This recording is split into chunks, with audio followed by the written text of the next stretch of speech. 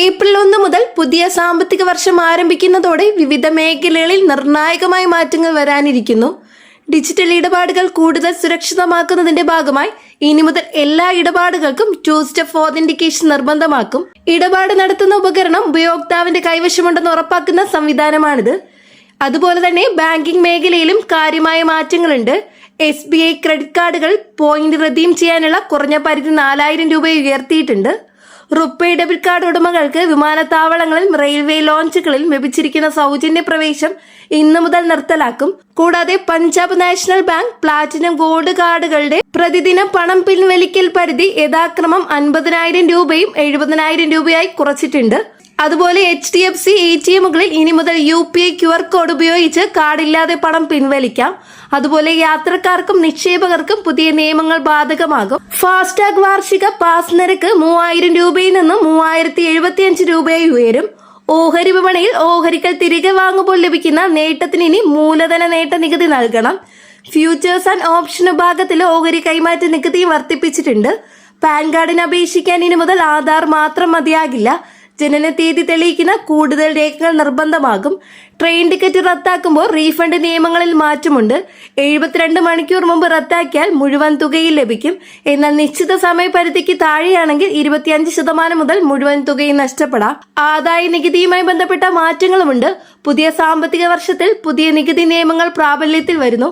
പ്രധാനമായും നികുതി സമർപ്പണ ഫോമുകളിലേക്ക് മാറ്റം. ഫോം 16 പകരം ഫോം 130 ഫോം, ഇതുകൂടാതെ 60A പകരം ഫോം 131 ഉപയോഗിക്കേണ്ടി വരും. സാധാരണക്കാർക്കും നിക്ഷേപകർക്കും ഒരുപോലെ ബാധകമായ ഈ മാറ്റങ്ങൾ കൃത്യമായി മനസ്സിലാക്കി സാമ്പത്തിക ഇടപാടുകൾ പ്ലാൻ ചെയ്യുന്നത് ഗുണകരമാണ്. അടുത്ത വാർത്ത അപ്ഡേറ്റ്. നിയമസഭാ തെരഞ്ഞെടുപ്പിന് സ്ഥാനാർത്ഥിക്ക് അനുകൂലമായി വോട്ട് നേടാൻ പണമോ സമ്മാനങ്ങളോ മദ്യമോ വിതരണം ചെയ്യുന്നത് ശിക്ഷാർഹമായ കുറ്റമാണെന്ന് election expenditure monitoring nodal officer അറിയിച്ചു. ഇത്തരം നിയമവിരുദ്ധ പ്രവർത്തനങ്ങൾ തടയാൻ സംസ്ഥാനത്ത് ഫ്ലൈയിംഗ് സ്ക്വാഡുകളും സ്റ്റാറ്റിക് സർവൈലൻസ് ടീമുകളും നിയോഗിച്ചിട്ടുണ്ട്. അനധികൃതമായി പണമോ മറ്റു സാമഗ്രികളോ കടത്തുന്നത് തടയാൻ വാഹന പരിശോധന ശക്തമാക്കിയിട്ടുണ്ട്. രേഖകളില്ലാതെ 50,000 രൂപയിൽ കൂടുതൽ കൈവശം വെച്ച് യാത്ര ചെയ്യരുതെന്ന് നിർദ്ദേശം നൽകിയിട്ടുണ്ട്. വോട്ടർ പട്ടികയിൽ പേരുണ്ടോ എന്ന് പരിശോധിക്കാൻ തിരഞ്ഞെടുപ്പ് കമ്മീഷൻ ഒരുക്കിയ സംവിധാനങ്ങൾ ഉപയോഗിക്കാം. വോട്ടർ ഹെൽപ്പ് ലൈൻ നമ്പർ 1950 എന്ന നമ്പർ ഉപയോഗിക്കാം. അടുത്ത അപ്ഡേറ്റ്. പ്രധാനമന്ത്രി കിസാൻ പദ്ധതിയിലെ ഗുണഭോക്താക്കൾക്ക് കുടിശ്ശിക തുക വിതരണം ചെയ്യാൻ നടപടി തുടങ്ങിയിട്ടുണ്ട്. ബാങ്ക് അക്കൗണ്ടുകൾ ആധാറുമായിട്ട് ബന്ധിപ്പിച്ചതും ഈക്വൈസ് പൂർത്തിയാക്കിയതും ഉറപ്പാക്കുക. പെൻഷൻ വിതരണം തുടങ്ങിയാണ്. ബാങ്ക് അക്കൗണ്ടുകൾ തുക എത്തിത്തുടങ്ങി. കൈപ്പറ്റുന്നവർക്ക് വിതരണം ഏപ്രിൽ 5 മുതൽ ആരംഭിക്കും. വിഷു പ്രമാണിച്ച് ഏപ്രിൽ മാസത്തെ പെൻഷന് മുൻകൂറായി നൽകും. അതിനാൽ ഏപ്രിൽ അവസാനം പ്രത്യേക വിതരണം ഉണ്ടാകില്ലെന്ന കാര്യം പ്രത്യേകം എല്ലാവരും ശ്രദ്ധിക്കേണ്ടതാണ്. റേഷൻ ഉപഭോക്താക്കൾക്ക് ഏപ്രിൽ മെയ് മാസങ്ങളിലെ റേഷൻ ഒരുമിച്ച് വിതരണം ചെയ്യും. ഏപ്രിൽ 4 മുതൽ വിതരണം ആരംഭിക്കും. വിവിധ കാർഡുകൾക്ക് ലഭിക്കുന്ന വിഹിതം മാറ്റമില്ലാതെ തുടരും. സംസ്ഥാനത്തെ സ്വർണ്ണവിലയും മാറ്റമില്ലാതെ തുടരുന്നു.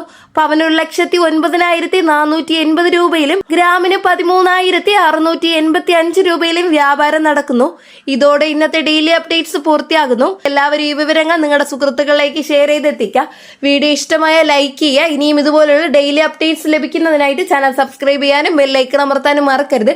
നെക്സ്റ്റ് ഡെയിലി അപ്ഡേറ്റ്സുമായിട്ട് കാണാം. എല്ലാവർക്കും താങ്ക് യു.